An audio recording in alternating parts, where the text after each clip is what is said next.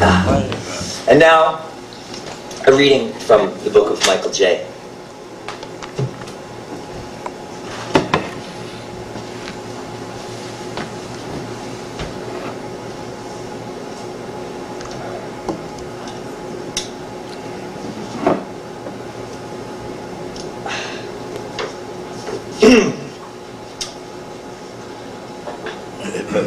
The Story of Moe.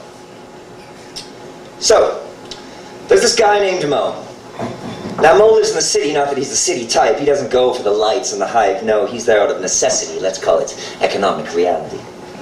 And Moe's going along trying to be good, but he looks around the town and he just can't buy what they're putting down, and his mood is slipping deeper and deeper towards the pit of despair, and that's not good.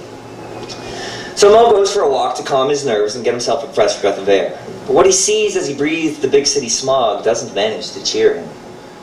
This kid's homeless, both he and his hound. This one's wearing a golden crown. Here's where they teach the children to hate, and there's where they killed that man for his race. Here's where you dream of your neighbor's possessions, and there's where you pay for your therapy sessions. Here's where you bow down and worship your car, and there's where you go to worship the stars on the big screen up above.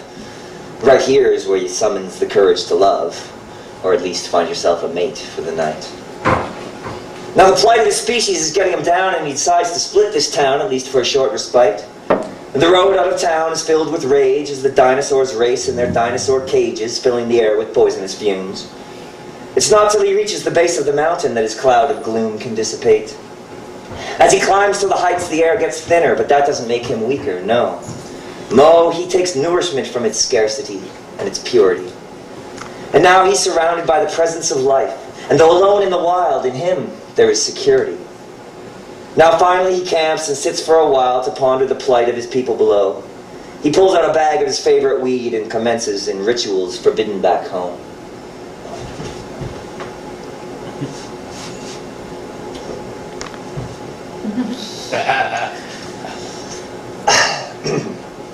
And as he sits and smokes, his mind begins to reel with future possibilities.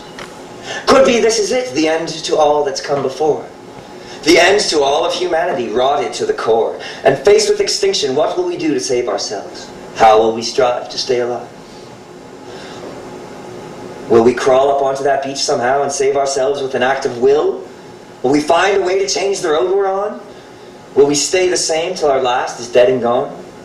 He sits and ponders and smokes some more, till finally the burning bush does speak. All for one and one for all. Oh man, he's starting to peak. Then thus the logic makes sense to Moe. As the bush burns, the voice does flow. And few simple rules he does hear.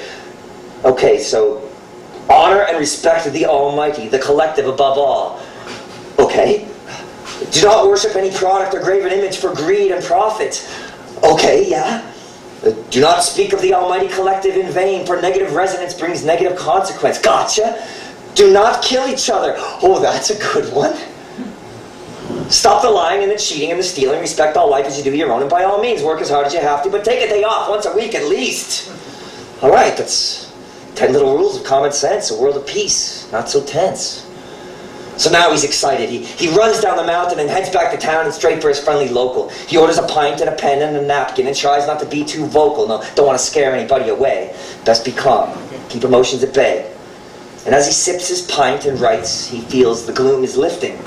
The love is vibrating all around him. A new era is just beginning. Now, out in the street is a hoot and a holler, cheers and shouts of joy. The message is spreading, he thinks, as he runs for the door. He sees strangers with bright and smiling faces. They're singing as one and sharing embraces, and they're walking down the middle of the road. I say the middle of the road! And they're walking! But a few moments later, he finally sees the abundance of numbered hockey jerseys, and he realizes it's not a new world of righteous action. It's merely reaction to the local distraction. So he waddles back into the bar and orders another pint. Hey, check this out, he says to the tender, and tell me what you think. I see where you're coming from, nature boy, and that's all well and good for you, but I got a mortgage to pay and things to do, and I'm not getting any younger. I gotta stay on top of the other guy or else they'll pull me under. So drink up, will you? I gotta get home. The boys got hockey tomorrow at 6. Quit thinking so much. Go buy something new. That's all you need is a fix. So Moe downed his beer and settled his tab, aimlessly stumbled his way back home.